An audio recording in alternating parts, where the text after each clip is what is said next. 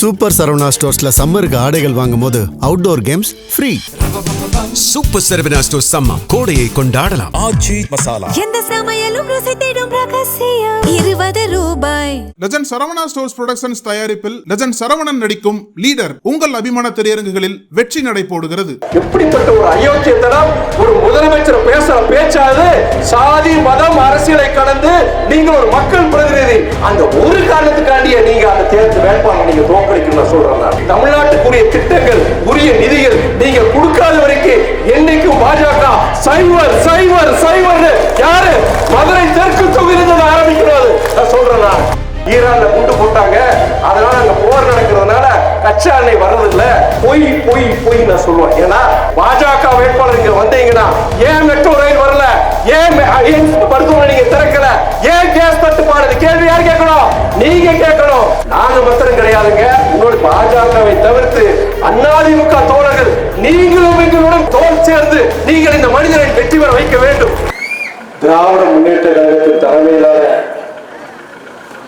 மதசார்பற்ற முற்போக்கு கூட்டணியின் சார்பாக மறுமலர்ச்சி திராவிட முன்னேற்ற கழகத்தின் வேட்பாளர் நான் பெரிதும் மதிக்கும் அண்ணன் புதூர் பூமிநாதன் அவர்களை வெற்றி பெற செய்த வகையில் இங்கே நடந்து கொண்டிருக்கும் தேர்தல் பரப்புரை கூட்டத்தில் வந்து சிறப்பு செய்துள்ள மதசார்பற்ற முற்போக்கு கூட்டணியில் இடம்பெற்றுள்ள அனைத்து இயக்கங்களின் நிர்வாகிகள், தொண்டர்கள், மதுரை தெற்கு வாக்காளர் பெருமக்கள், குறிப்பாக இங்கே கூடியிருக்கும் தாய்மார்கள், உங்கள் அனைவருக்கும் என் இனிய மாலை வணக்கத்தினை நான் தெரிவித்துக் கொள்கின்றேன்.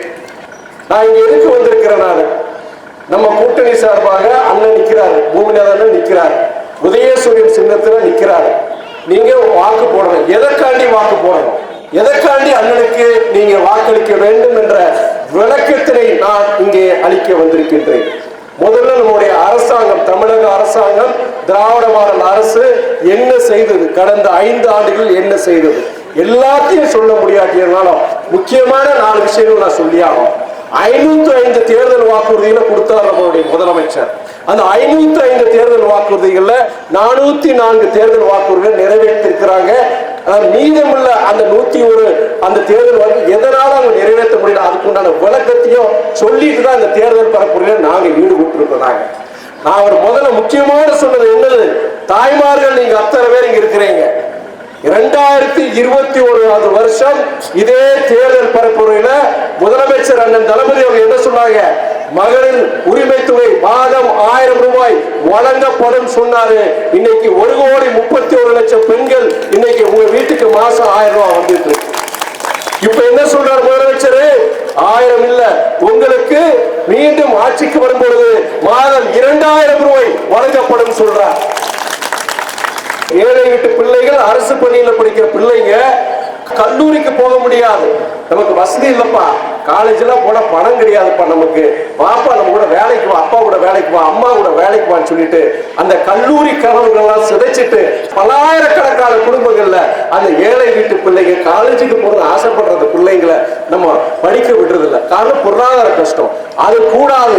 ஏழை வீட்டு பிள்ளைகள், அரசு பள்ளிகளில் படிக்கிற பிள்ளைங்க கல்லூரி கல்வி, உயர்கல்வி கிடைக்க வேண்டும் என்று 2 சிறப்பான திட்டங்களை முதலமைச்சர் அறிவிச்சார்.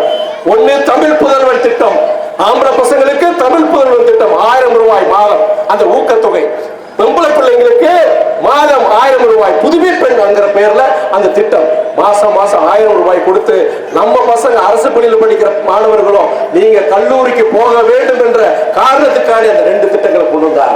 இப்ப என்ன சொல்றாரு முதலமைச்சர், மறுபடியும் ஆட்சிக்கு வரும்போது 1000 இல்லை 1500 ரூபாய் நான் கொடுப்பேன் நம்முடைய முதலமைச்சர் சொல்றாரு. நம்ம வீட்டு பிள்ளைங்க குடிசையில படிக்கிற ஓட்டுக்குடியில படிக்கிற பிள்ளைங்களுக்கும் காலேஜுக்கு போகணும், கல்லூரிக்கு போகிறதுக்காண்டி அந்த 1500. அது மட்டுமல்ல, இன்னைக்கு உங்களை மாதிரி நம்ம ஏழை வீட்டு பெண்கள் நீங்க நகர் பேருந்துகள்ல இலவச பேருந்து பயணம், அந்த விடியல் பயணம் அது தொடரும். இன்னொன்னு ஸ்பெஷலான திட்டம் உங்களுக்கு எல்லாருக்கும் தெரியும், இல்லத்தரசிகளுக்காண்டி என்ன திட்டம், இல்லத்தரசி திட்டம். அதன்படி வெற்றி பெற்ற பிறகு ஒவ்வொரு இல்லத்தரசிக்கும் அந்த 8000 ரூபாய் கூப்பான் கொடுத்து உங்களுக்கு வீட்டுக்கு தேவையான ஃப்ரிட்ஜ், மிக்சி, கிரைண்டர் எது வேணுமாலும் நீங்க அந்த கடையில போய் வாங்கிக்கலாம். இன்னொன்னு, இலவசங்களா கொடுத்துட்டு இருக்காங்க, நாட்டை கெடுத்துட்டு இருக்காங்கன்னு சில அறிவுஜீவிகள் சொல்றாங்க. நான் ஒண்ணு சொல்றேன், இந்த இலவசம் யாருக்கு? வசதியானவங்க கொடுக்கறாங்க, ஏழை எளிய ஜனங்களுக்கு கொடுக்கறாங்க.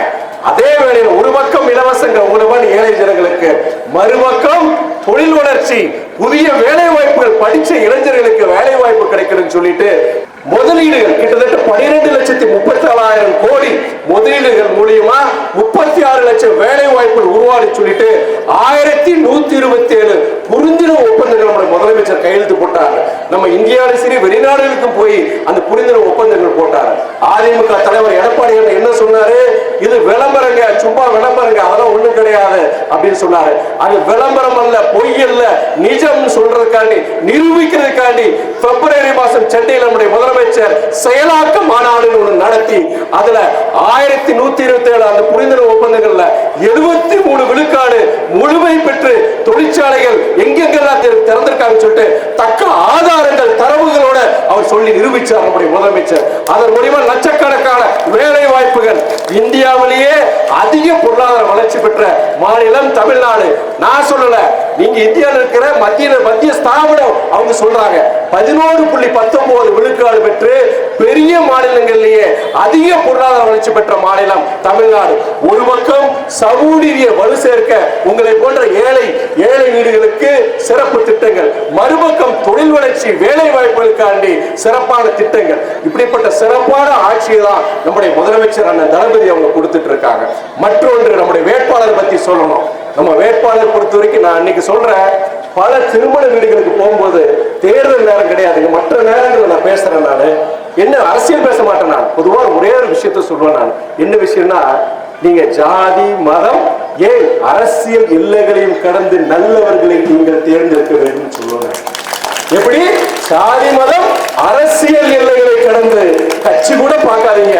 உங்க ஊர்ல பஞ்சாயத்து பிரசிடென்டா, கவுன்சிலரா, எம்எல்ஏயா, எம்பியா, ஜாதி பார்க்காதீங்க, மதம் பார்க்காதீங்க. அரசியல் எல்லைகளை கடந்து நல்லவர்களை தேர்ந்தெடுக்கும் பொழுது நாடு உருப்படி சொல்றேன். அப்படிப்பட்ட ஒரு வேட்பாளர் தான் அண்ணன் பூமிநாதன். சாதி மதம் ஏன் அரசியல் எல்லைகளை கடந்து இந்த மதுரை தெற்கு தொகுதி மக்கள் கட்சி எல்லைகளை கடந்து நீங்கள் ஆதரிக்க வேண்டிய வேட்பாளர் நம்முடைய அண்ணன் பூமிநாதன் அவர்கள். அவருடைய ஆபீஸுக்கு போகும்போது அவர் கட்சி பார்க்க மாட்டாரு. எந்த கட்சி, எந்த சாதி, எந்த மதம் கிடையாது. கஷ்டப்படுறியா, உனக்கு பிரச்சனையா, முதல்ல உனக்கு உறுதுணையா இருக்கிறவர் இந்த எம்எல்ஏ தான். இப்படிப்பட்ட சட்டமன்ற உறுப்பினர் கிடைக்க மாட்டாங்க. உங்களுக்கு தெரியும், அரசியல் எனக்கு இருக்கு. இதே அண்ணன் பூமிநாதன் போன முறை 2021 தேர்தல் பரப்புரைக்கு வரும்பொழுது பல இடங்கள்ல வண்டியை வழிமறிச்சு சொன்னாங்க.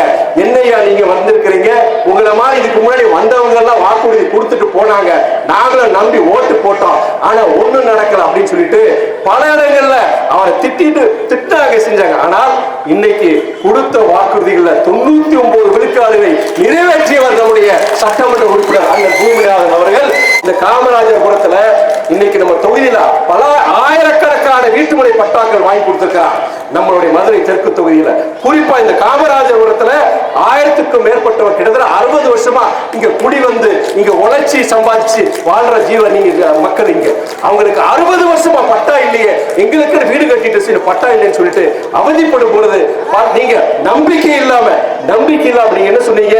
இதுக்கு முன்னாடி வந்தவங்களும் இதே மாதிரி சொன்னாங்க, ஆனா கிடைக்கல. ஆனால் இன்னைக்கு 400க்கும் மேற்பட்டவங்களுக்கு பட்டா கொடுக்கக்கூடிய அரசாணை வந்துருச்சு. மற்றவங்களுக்கு கிடைச்சிருக்கோம், ஏன் கிடைக்கல? இங்க இருக்கிற பாஜக சார்ந்த ஒரு நபர் இன்னைக்கு கேஸ் போட்டிருக்கிறார். அவர் என்ன கேஸ்? இந்த மாதிரி பட்டா கொடுத்தது அநீதின்னு சொல்லிட்டு கேஸ் போட்டதுனால மீதி சொச்சம் பேர் கிடைக்கல. நான் இன்னைக்கு சொல்றேன், 400 சொச்சம் பேருக்கு பட்டாக்கு அரசாணை வந்துருச்சு. தேர்தல் முடிந்த பிறகு அந்த அரசாணை வந்து உங்களுக்கு பட்டா கிடைக்கும். மீதி பேருக்கும் அரசாணை வந்து உங்கள் அனைவருக்கும் 1000க்கும் மேற்பட்ட அனைவருக்கும் அந்த பட்டா கிடைக்கும். பட்டா கிடைக்காததுக்கு காரணம், முக்கியமான காரணம் அந்த பாஜகவை சார்ந்த அந்த தோழர். அவரை பத்தி மேற்கொண்டு நான் பேச விரும்பல. இன்னொன்னு சொல்றேன், இரவு பகல் பார்க்காம இந்த ஜனங்களுக்காண்டி உழைச்சிருக்கிறார். இதே தொகுதியில உங்களுக்கு சாலை வசதிகள், அங்கன்வாடி, ரேஷன் கடை, சுகாதார வசதிகள் அத்தனை சக்திக்கு மீறி இந்த மனுஷன் கொடுத்திருக்கிறாரு. உங்களுக்காண்டி எல்லா விஷயத்திலையும் அவர் பாடுபட்டு இருக்கிறார். கிட்டத்தட்ட 200 கோடியில வந்து இன்னைக்கு நேதாஜி மேம்பால அரசாங்க திராவிட மாடல் அரசு கொடுத்திருக்குன்னா அதுக்கு குரல் கொடுத்தவர் நம்முடைய சட்டமன்ற உறுப்பினர். இன்னைக்கு 400 கோடியில நம்முடைய ராஜாஜி அரசு மருத்துவமனையில மிகப்பெரிய ஒரு கட்டடம், நவீன மருத்துவ கருவிகளோட இன்னைக்கு வந்திருக்கிறா, அதற்கு குரல் கொடுத்து நம்முடைய சட்டமன்ற உறுப்பினர் பல விஷயங்கள் செஞ்சிருக்கிறாரு. 10ஆம் விஷயத்துல முடிஞ்ச வரைக்கும் செய்வார். இப்படிப்பட்ட ஒரு நல்ல மனிதரை நான் இன்னொரு சொல்றேன். 8ஆம் தேதி என்ன இருக்குன்னா, இந்த மாசம் 8ஆம் தேதி தேர்தல் பரப்புரை ஓட்டு கேட்க போயிருக்கிற அந்த மனுஷன் ஒரு இடத்துல மயங்கி விழுந்துட்டார். விழுந்து அடுத்த நாள் முழுக்க ஹாஸ்பிட்டல்ல ட்ரீட்மெண்ட் எடுத்துட்டு ஒரு நாள் முழுக்க போகக்கூடாது டாக்டர் சொல்லியிருக்காங்க. நான் அண்ணனுக்கு சொன்ன, நானு அண்ணன் ஏங்க இவ்வளவு நம்ம கேட்டு இது பண்ணோம், உங்களுக்காண்டி இந்த தொகுதி மக்கள் அத்தனை உங்களுக்காண்டி வாக்கு கேட்பாங்க. நீங்க உங்களை உடலை வருத்திக்காதீங்க, மேற்கொண்டு பாதிப்பு வந்துடக்கூடாது. அத்தனை இதை நீங்க செஞ்சிருக்கீங்க. நான் இன்னைக்கு மக்கள் உங்க தாய்மார்கள் எல்லார்ட்டையும் ஒரே ஒரு அன்பான வேண்டுகோள், இவர் ஓட்டு கேட்க கூடாதுங்க. நான் பல இடங்களுக்கு போயிருக்கேன், பல எம்எல்ஏக்களை பார்த்திருக்கேன், பல அரசியல்வாதிகளை பார்த்திருக்கேன். உங்களுக்காண்டி உழைக்கிற இப்படிப்பட்ட சட்டமன்ற யாரும் கிடைக்க மாட்டாங்க. இப்படிப்பட்ட நபருக்கு யார் ஓட்டு கேட்கணும்? நான் கேட்க கூடாது, இவர் கேட்க கூடாது, நீங்க எல்லாரும் இவருக்காண்டி கேட்கணும். நீங்க அதுதான் என்னுடைய அன்பான வேண்டுகோள். ஒவ்வொரு நாளும் உங்களுக்கு உங்களுடைய நண்பர்கள் உறவுகள் எல்லாருக்கிட்டையும் சொல்லுங்க, என்னென்ன சாதிச்சிருக்க, என்ன பண்ணிருக்காரு. மறுபடியும் வாய்ப்பு வரும்போது இதை விட சிறப்பாக அண்ணன் பூமிநாதன் செயல்படுவாங்க. யாரு? நீங்க சொல்லணும். அடுத்து நம்மளுடைய அதிமுக பாஜக பத்தி நான் கொஞ்சம் பேசி ஆகணும். நமக்கு உங்களுக்கு எல்லாருக்கும் தெரியும், மதுரைக்கு எய்ம்ஸ் எப்ப அறிவிச்சாங்க? 2015ஆம் ஆண்டு அறிவிச்சாங்க. 2019ஆம் ஆண்டு நம்முடைய பிரதமர் மோடி வச்சு அடிக்கல் நாட்டினாங்க. ஆனா அதே நேரத்தில் அறிவிச்ச அதே இந்த எய்ம்ஸ் மருத்துவமனை வட மாநிலங்கள், குறிப்பா பாஜக என்ற மாநிலங்கள்ல இன்னைக்கு திறந்து செயல்பாட்டுக்கு வந்துச்சு. ஆனா 11 வருஷம் ஆணையும் நம்முடைய மதுரையில் எய்ம்ஸ் இன்னைக்கு வரல. காரணம், தமிழ்நாட்டில் மதுரை இருக்குங்கிற ஒரே பாவத்துக்காண்டி. அடுத்து மெட்ரோ ரயில், சென்னையில மெட்ரோ ரயில் அங்க இருக்கிற மக்களுக்கு மிகப்பெரிய வரப்பிரசாதம், அவ்வளவு நல்லா இருக்கு. அதே மெட்ரோ ரயில் மதுரைக்கு வேணும்னு சொல்லிட்டு தொடர்ந்து நம்ம போராடிட்டு இருக்கோம். நம்முடைய முதலமைச்சர் தொடர்ந்து அதுக்கு உண்டான முயற்சிகள் எடுத்துட்டு இருக்கிறாரு. ஆனால் நமக்கு வரல. கேட்டானா நம்முடைய மகாராஷ்டிராவுடைய முதலமைச்சர், பாஜக முதலமைச்சர் பட்னாவிஸ் இங்க வந்திருக்கிறார் மதுரைக்கு. என்ன சொன்னாரு? நீங்க எங்களுடைய பாஜக வேட்பாளர் ராம சீனிவாசனுக்கு இங்க ஓட்டு போட்டீங்கன்னா மெட்ரோ ரயில் வரும்னு சொல்றாரு. எப்படிப்பட்ட ஒரு அயோக்கியத்தனம்! ஒரு முதலமைச்சர் பேசுற பேச்சாது சாதி மதம் அரசியலை கடந்து நீங்க ஒரு மக்கள் பிரதிநிதி, ஒரு மாநிலத்துடைய முதலமைச்சர், நீங்க எங்க கட்சிக்கு ஓட்டு போட்டாதான் நான் இதை கொண்டு வரேன்னு சொன்னா எவ்வளவு ஒரு அநீதி! அந்த ஒரு காரணத்துக்காண்டியே நீங்க அந்த தேர்தல் வேட்பாளர் நீங்க தோற்கடிக்கணும் நான் சொல்றேன். நான் எவ்வளவு பெரிய அநீதி! நம்ம ஒன்றிய அரசு ஒரு காரணம் சொல்றோம். என்ன காரணம்? 20 லட்சத்துக்கு உட்பட்டு இருந்தாங்கன்னா மெட்ரோ ரயில் கொடுக்க முடியாதுன்னு சொன்னாங்க. ஆக்ரா, நீங்க தாஜ்மஹால் இருக்கிற ஆக்ரா இருக்கு இல்லையா, அங்க மெட்ரோ திட்டத்தை கொடுத்திருக்கிறாங்க.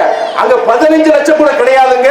அது போன்ற பல வட மாநிலங்களில் இருக்கிற நகரங்களுக்கு மெட்ரோ ரயில் கொடுத்திருக்கிறாங்க. ஆனா தமிழ்நாட்டில் இருக்கிற கோயம்புத்தூருக்கும் மதுரைக்கும் மெட்ரோ ரயில் வர்றதுக்கு ஒரே காரணம் இது தமிழகம். எதனால அவங்க கொடுக்காம இருந்திருக்கிறாங்க.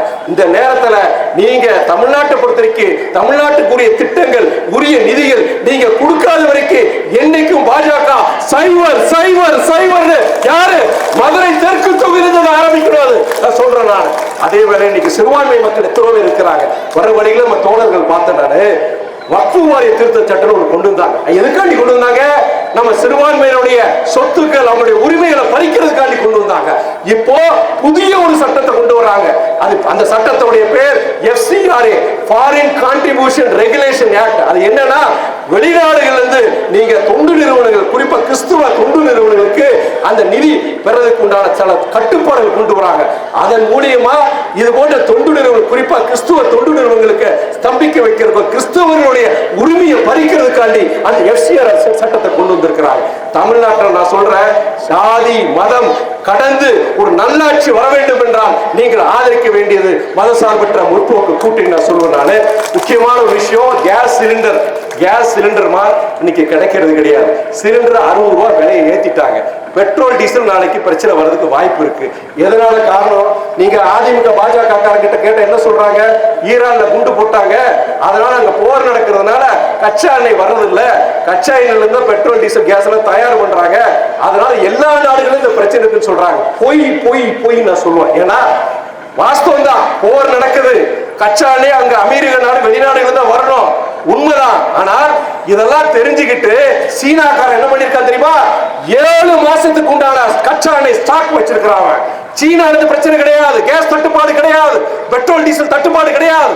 இந்தியா போன்ற நாடுகள் அந்த பிரச்சனை இருக்கு.